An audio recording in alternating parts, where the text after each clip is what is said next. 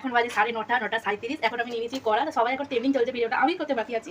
তো ভাবলাম ট্রেন্ডিং ভিডিওটা তোমায় করতেই হবে। এখন 9:30 বাজে, এখন আমি ডিম কিনবো। তো 9:30 বাজে। তো আমি ভাবলাম কড়াটাকে আপাতত এখন গরম করতে দিয়ে যাই, কড়াটা গরম হোক, তারপরে আমি এসে দেখবো ডিম নিয়েছে হয় কিনা। ঠিক আছে, তো চলো কড়াটা রোদে রেখে। ঠিক আছে, এর উপর থাক, কড়াটা গরম হোক। চলো তো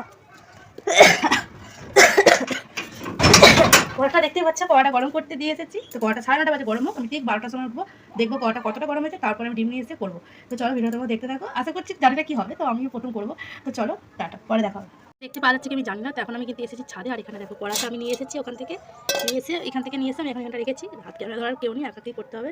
তো দেখি, আমি এখানে তেল নিয়ে এসেছি, আর এখানে এই যে ডিমটা নিয়ে এসেছি। তো চলো ট্রাই করা যাক। আমার একা হাতে ক্যামেরা একটু অসুবিধা হতে পারে, তো তোমার ভিডিওটা দেখতে থাকো। ঠিক আছে, চলো ব্যাক ক্যামেরা করি,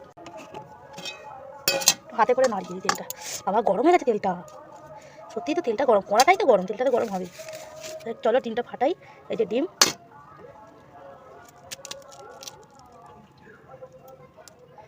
দেখো ডিম, নুনটা দিয়ে দিচ্ছি। এখানে ছিল, এখানেই রাখবো, দেখা যাক ডিমটা কি হয়। এখন কিন্তু 12টা বাজে, আমি আবার আসবো 2টোর সময়। তো দেখা যাক ডিমটা কি হয়। ঠিক আছে, তো চলো এখানে রেখে গেলাম। ঠিক আছে, আর আমি আবার 2টোর সময় আসবো, তখন দেখবো কি হয়। যেটা হয় সেটাই দেখাবো, ফাইনাল। সে দেখো, তো দেখার জন্য আমি তৈরি। এই বাবা, ডিমের হচ্ছে এই অবস্থা। আমি এখন রোদে দাঁড়াতে পারছি না, এখন যাই। উফ, বাড়ি পায়ে তাতা লাগছে। গাইস, ডিমের এই অবস্থা। গাইস, ডিমের এই অবস্থা। ডিম মোটামুটি সিদ্ধ হয়ে গেছে, কেমন যেন একটা দেখতে হয়েছে।